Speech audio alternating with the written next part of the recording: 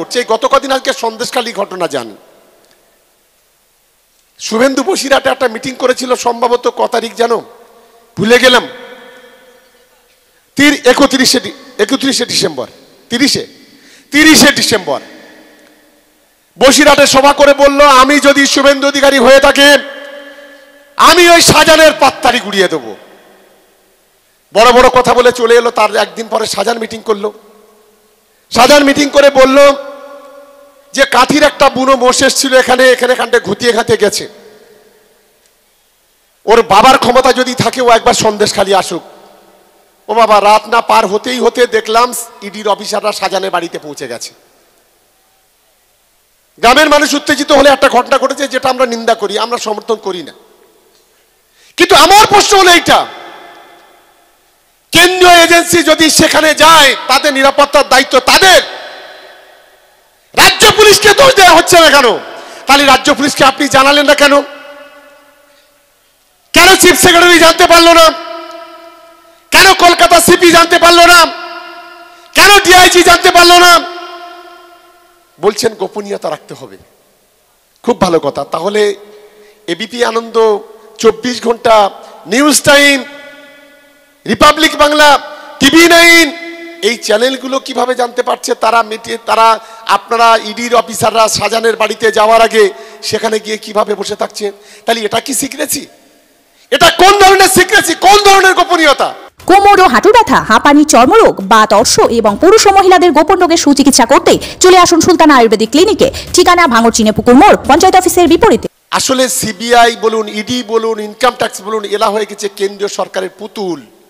আমরা ছোটবেলায় পুতুল নাচ দেখেছি, পুতুল নাচ। ওই পুতুলের পেছনে তার দিয়ে উপরতে যেভাবে নাচাতো সেইভাবে নাচতো। গান করলে গান করার মতো নাচবে, ভাষণ দিলে ভাষণ দেওয়ার মতো নাচবে, অভিনয় করলে অভিনয় করার মতো নাচবে। আজকের কেন্দ্রের এজেন্সিগুলো পুতুলে পরিণত হয়েছে। আজ তারা, আমরা লক্ষ্য করছি ওই বিজেপির দালালরা যা বলছে আজকে তাই শুনছে। শুভেন্দু যদি বলে কালকে শওকত মোল্লার বাড়িতে ইডি যাবে, তো কাল সকালে পৌঁছে যাচ্ছে। পরশুদিন সুজিত বংশীর বাড়িতে যাবে, তারপরের দিন সেখানে পৌঁছে যাচ্ছে। আমাদের ভাবতে অবাক লাগছে, এটা কোন সংস্কৃতি, কোন কালচার আমদানি করতে চাইছে বাংলার মাটিতে দাঁড়িয়ে? আমরা ছোট থেকে কোনোদিন দেখিনি। আমরা আগে সিবিআই এর কথা শুনলে, ইডি কে কথা শুনলে বাংলার মানুষ, দেশের মানুষ শ্রদ্ধা করত। আজকের পৃথিবীর মধ্যে যত গোয়েন্দা সংস্থা আছে সারা পৃথিবী, শুধু বাংলা নয়, 5 নম্বরের নাম আছে central bureau of investigation agency, CBI. আজকে সেই এজেন্সিকে আজকে ব্যবহার করছে, ভাবতে অবাক লাগে। আমি তাই আপনাদের কাছে অনুরোধ করব, বিশেষ করে আমার তৃণমূল কংগ্রেসের যারা কর্মী আছেন তাদের কাছে আমার অনুরোধ, আগামী দিনে ভাঁড়ে বুক চুটিয়ে লড়াই করতে হবে। আজ বাংলাতে যদি সংখ্যালঘুদের জন্য কাজ করে থাকে তার নাম মমতা বন্দ্যোপাধ্যায়। আজ বাংলাতে যদি SC/STর জন্য কাজ করে থাকে তার নাম হচ্ছে মমতা বন্দ্যোপাধ্যায়। আজ বাংলাতে সারা বাংলার মানুষের জন্য যদি কাজ করে থাকে তার নাম হচ্ছে মমতা বন্দ্যোপাধ্যায়। এটা আমাদের তৃণমূল কংগ্রেসের কর্মীদের প্রথমেই বুঝতে হবে। স্বাধীনতার পরে কখনো শুনেছেন যে 2 কোটি মা বোনেদের লক্ষ্মীর ভান্ডারে টাকা দেওয়া হয় প্রতি মাসে 500 কিংবা 1000 টাকা? স্বাধীনতার পরে কখনো শুনেছেন বাংলাতে 1,21,00,000 কৃষককে একর প্রতি 10,000 টাকা দেওয়া হয়? স্বাধীনতার পরে কখনো শুনেছেন 10 কোটি মানুষের মধ্যে 8,82,00,000 মানুষকে স্বাস্থ্য সাথীর কার্ডে 5 লক্ষ টাকা ট্রিটমেন্ট করা হয়? বাংলাতে কখনো শুনেছেন 10 কোটি মানুষের মধ্যে 9 কোটি মানুষকে খাদ্য সাথীতে বিনা পয়সায় রেশন দেওয়া হয়? বাংলাতে কখনো শুনেছেন 18 বছরের বয়স হলে কোনো মেয়ে সে 25,000 টাকা রূপশ্রীতে পায়, আর লেখাপড়া শিখলে কন্যাশ্রীতে 25,000 টাকা পায়? আমি এই প্রশ্ন বিরোধী দলের নেতাদের কাছে আমি করতে চাই। কেন্দ্রের বঞ্চনা থাকা সত্ত্বেও আজ মমতা বন্দ্যোপাধ্যায়ের নেতৃত্বে আজকের এই কর্মযজ্ঞ চলছে। দুর্গা পূজার সময় বাংলার লক্ষ লক্ষ পূজা কমিটিকে 70,000 করে টাকা দেওয়া হয় এক একটা পূজা কমিটিকে। বাংলায় যারা উচ্চ মাধ্যমিক ছেলেরা মেয়েরা পড়াশোনা করে, ছেলেরা মেয়েরা, তাদের 10,000 টাকা করে ট্যাব কিনে দেওয়া হয়।